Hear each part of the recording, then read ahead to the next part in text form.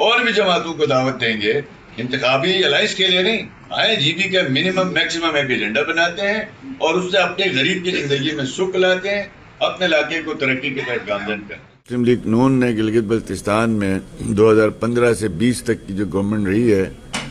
اس کی کارکردگی سامنے رکھی گئی ہے۔ بہت سے ایشوز ہیں جو آپ کی اس وقت جلتی بجھتی ہوئی لوڈ شیڈنگ سے لے کے اور آپ کے بے روزگاری اور ڈیولپمنٹ اور سسٹینیبل ڈیولپمنٹ اور گلگت بلتستان کے مختلف مسائل کے اوپر ہم نے مختلف سیشنز کے اندر ڈسکشن کیا اور اس کے نتیجے میں الحمدللہ ہم نے ایک وسیع تر ایجنڈے پہ اتفاق کیا ہے اور انشاءاللہ عنقریب وہ وسیع تر ایجنڈا بھی پبلک کے سامنے رکھا جائے گا۔ یہ صرف اور صرف انتخابی قسم کا نہیں ہے کہ اس کو ہرانا ہے، اس کو جتانا ہے، بلکہ گلگت بلتستان کی تعمیر و ترقی کے لیے وفاق کی مسلم لیگ نون کی جماعت، چونکہ ان کی ایک کمٹمنٹ ہے کہ گلگت بلتستان میں گزشتہ 5 سال میں جو تعمیر و ترقی کا سفر رکا ہے، امن و امان کے مسائل بھی درپیش رہے ہیں اور اس کے علاوہ بنیادی ضروریات کی چیزیں ناپید ہوتے گئی ہیں اور بیڈ گورننس سے لے کے مختلف قسم کے جو ہے وہ مسائل جو جی بی کے عوام کو سامنا کرنا پڑا۔ اب چونکہ ہم سمجھتے ہیں کہ آگے کے حالات ایسے ہیں کہ کسی ایک سنگل جماعت کے بس کی بات نہیں ہے کہ وہ مینڈیٹ لے بھی لیتی ہے بڑا سے بڑا بھی، لیکن اس کے باوجود اچھے تجربہ کار اور اچھی نظم سے منسلک لوگوں کا ریاستی نظام میں حصہ دار ہونا ضروری ہے تاکہ ہم سب مل کے اس خطے کے اندر تعمیر و ترقی میں اپنا کردار ادا کر سکیں۔ اور الحمدللہ اس سلسلے میں بہت سے پروجیکٹس اس وقت آن گوئنگ ہے، جس میں آپ کے دانی سکولز ہیں، آپ کے جو ہے وہ لیپ ٹاپس کی اسکیمیں چل رہی ہیں،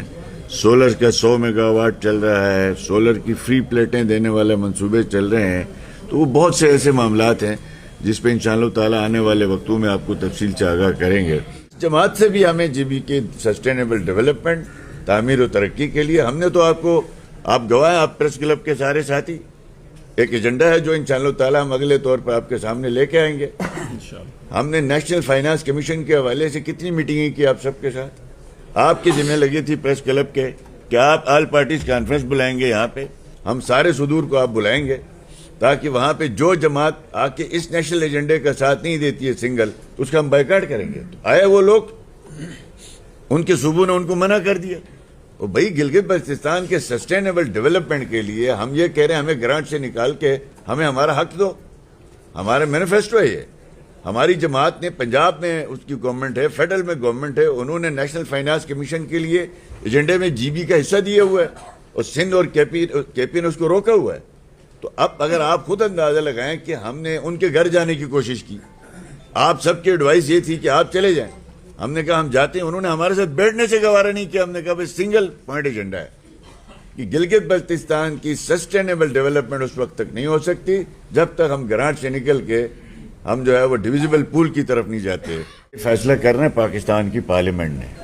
ہم نے یہاں پہ بہت سے ایسے شعبدباز دیکھے ہوئے ہیں جو الیکشن میں آ کے یہ ڈرامے رچاتے ہیں۔ ہم ان ڈراموں کے کبھی بھی عوام کو اس شراب کے پیچھے نہیں لگانا چاہتے۔ ہم گلگت بلتستان اسمبلی کے الیکشن لڑ رہے ہیں جس نے آپ کی گڈ گورننس، آپ کی ڈیولپمنٹ اور سروسز کے فیصلے کرنے ہیں۔ جو ہماری پارلیمانی جماعتیں ہیں فیڈرل کی، اس پہ بات چیت چل رہی ہے کہ گلگت بلتستان کا اس وقت ہمارا ایجنڈا یہ ہے، جماعت اسلامی کا بھی، مسلم لیگ کا بھی، کہ گلگت بلتستان کو وہ تمام اختیارات مل چکے ہیں جو کسی بھی صوبائی اسمبلی کو یا صوبائی حکومت کو ملتے ہیں۔ اب اس کو لیگل پروٹیکشن کیسے دینی ہے، اس کو کسی ایکٹ کی صورت میں دینا ہے یا پاکستان کے آئین کے ذریعے دینا ہے، اور دوسرا سب سے بڑا جو اچیویبل ہے ہمارے لیے ہم سمجھتے ہیں وہ ہے گلگت بلتستان کی فائنینشیل اٹانومی۔ فائنینشیل اٹانومی کے لیے ہم مل کے انشاءاللہ تعالیٰ کام کریں گے تاکہ ہمارے حصے کا جو پنجاب کو ملتا ہے بجٹ، جو سندھ کو ملتا ہے، جو بلوچستان کو ملتا ہے، جو کے پی کو ملتا ہے ملک سے، اسی حساب سے گلگت بلتستان کو بھی ملے، اسی پیمانے پہ ملے۔ اس پہ ہماری آپس میں کوئی اختلاف نہیں ہے۔ انشاءاللہ اس پہ اسٹرگل بھی کریں گے اور اس پہ بات چیت بھی کریں گے۔ آپ کو میں نے پہلے بھی عرض کیا کہ یہ فائنینشیل اٹانومی سے مراد کیا ہے۔ نواز شریف صاحب کی جب گورنمنٹ تھی، یہاں مسلم لیگ نون کی گورنمنٹ تھی، ہم 20 ارب پہ گئے تھے اینول ڈیولپمنٹ میں، اور آپ کا جو ہے وہ آج جو ہے وہ 16 ارب پہ آ گئے ہیں. یہاں مسلم لیگ نون کی گورنمنٹ تھی, ہم 20 ارب پہ گئے تھے اینول ڈیولپمنٹ, اور آپ کا جو ہے وہ آج جو ہے وہ 16 ارب پہ آ گئے ہیں, یعنی 7 سال بعد ہم 16 ارب پہ ہیں. تو اس وقت سیمنٹ کی بوری 400 کی تھی, سریا جو ہے وہ تقریباً 80,000 کا ٹن تھا.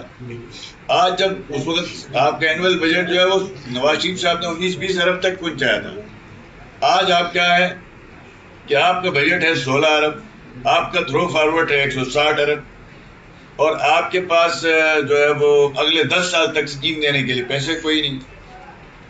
اور ان 160 ارب میں ایک بھی منصوبہ ایسے نہیں ہے جو عوام کے مفاد میں کوئی بڑا, کوئی کینسر, کوئی کارڈک, کوئی ٹرانسپلانٹ, کوئی بہت بڑا پاور ہاؤس لگایا گیا ہو. یہ صرف اور صرف جیبوں میں ڈالنے والی اسکیمیں ہیں. اب آپ دیکھ لیں ریورس کس طرح سے ہو گیا کہ آج جب 16 ارب بجٹ ہے تو آپ کی سیمنٹ کی بوری 2,000 کی ہے, ذریعہ 3 لاکھ کا ہے, پی او ایل جو ہے وہ 400 تک پہنچا ہوا ہے. تو ایسے میں آپ کے بجٹ پہ جو انہانسمنٹ ہونی تھی وہ ہماری پروونشل نالیوں کی وجہ سے اس پہ کوئی انہانسمنٹ نہیں ہوئی. ہاں ریگولر بجٹ جو ہے وہ 45 ارب تھا ہمارے دور میں تنخواہوں کا اور نان ڈیولپمنٹ, آج وہ 90 ارب ہوا ہے. جو ڈیولپمنٹ بجٹ ہے وہ 20 سے آج 40 ہونا چاہیے تھا. تو یہ ہمارے مین کور ایشوز ہیں جس میں ہم پوری اے ڈی پی کی چھان بین کر لیں بیٹھ کے کہ جو من پسند قسم کی اسکیمیں رکھی گئی عوامی مفاد میں نے ان کو نکالیں, اور عوامی مفاد کی 3 بڑی چیزیں ہیں, بجلی, صحت, تعلیم اور سڑکیں. یہ بنیادی چیزیں ہیں. یہ جی بی اسمبلی کے کرنے کے کام ہے, یہاں بیٹھ کے ہم نے کشمیر آزاد نہیں کرانا, ہم نے یہ مسئلہ حل کرنا. تو انشاءاللہ تعالیٰ جہاں نیشنل ایشوز پہ ہمارے کنسنسس ہیں, پروونشل لیول پہ بھی ہم انشاءاللہ تعالیٰ کنسنسس بلڈ کریں. اور بھی جماعتوں کو دعوت دیں گے, انتخابی الائنس کے لیے نہیں, آئے جی بی کا منیمم میکسیمم ایک ایجنڈا بناتے ہیں اور اس سے اپنے غریب کی زندگی میں سکھ لاتے ہیں, اپنے علاقے کو ترقی کی طرف گامزن کرتے ہیں.